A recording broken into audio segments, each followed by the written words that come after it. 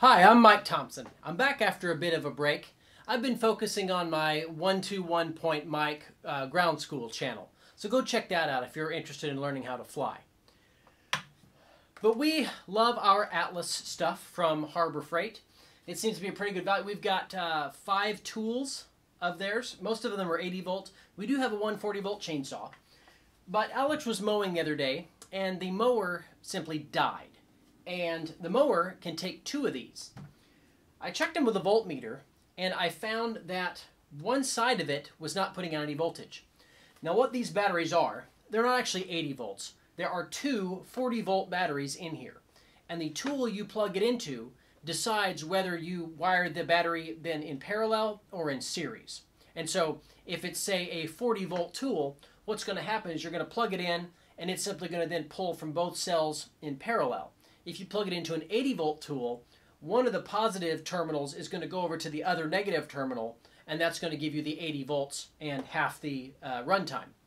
So, what's interesting though, it shows that it was fully charged, and yet it wasn't running an 80-volt tool.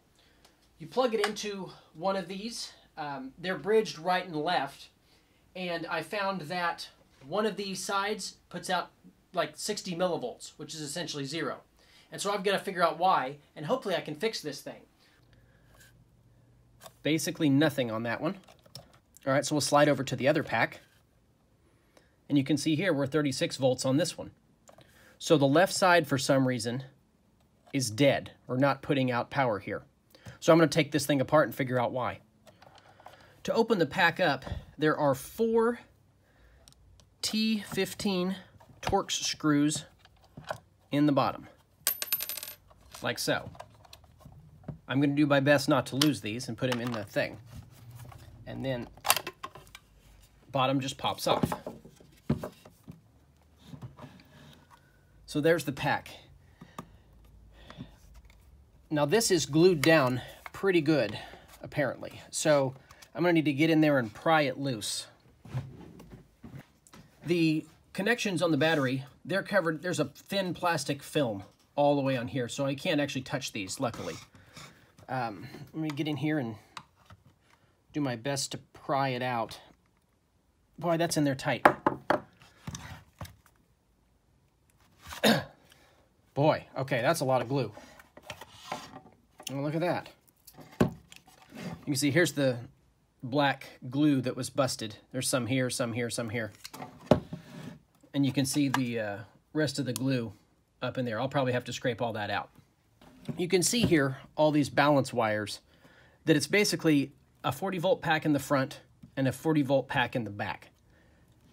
So they're connected in parallel or series depending on which tool you plug them into. There's 36 volts there coming off of this front set of cells. And I bet you over here, here are the 2 for the back set of cells. Right there. Hey, that's also 36, well, I'm backwards, but that's also 36 volts. Both packs are good. But power's not getting from the packs to the terminals. Here on top, I've got little things that say CQ and then 60A. They've got quite a bit of gunk on them. All right, that one has continuity. This one here does not. This fuse is bad, and that's why it's not coming through. Something blew this fuse, so I've got to replace that. So what I ended up doing, on DigiKey, I found these SMD fuses. Now, there weren't 60 amp ones available anywhere, but I've got some 50 amp ones, and replacing the fuse with a lower amperage one is perfectly safe. You certainly don't want to go the other way. So I'm going to replace this fuse with the 50 amp one. Right here, you can see the broken connection on the fuse right there. There's the back side of it. Just came right off. So now I can use my tweezers to hopefully desolder each of these fuse points. There's 1, 2. Okay.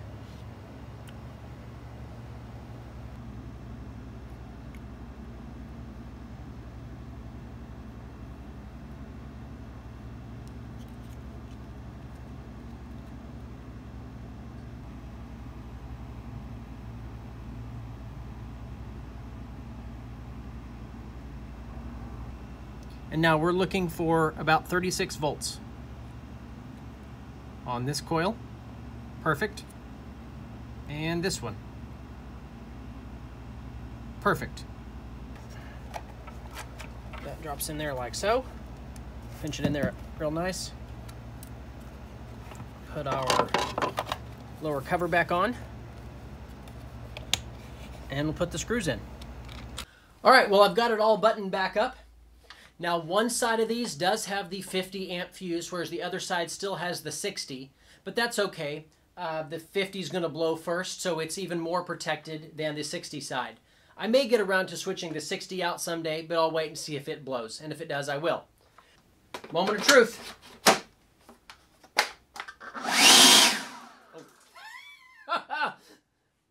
The shop's very dusty over there.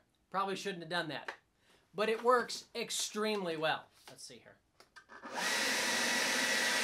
Yes, it does. So that's how you fix one of these batteries. It's something you can definitely do yourself if you've ever used a soldering iron. So definitely don't be afraid to try. But go ahead and subscribe if you haven't already. I'm Mike Thompson, and thanks for watching. I really appreciate it. Now, I'm not going to do it.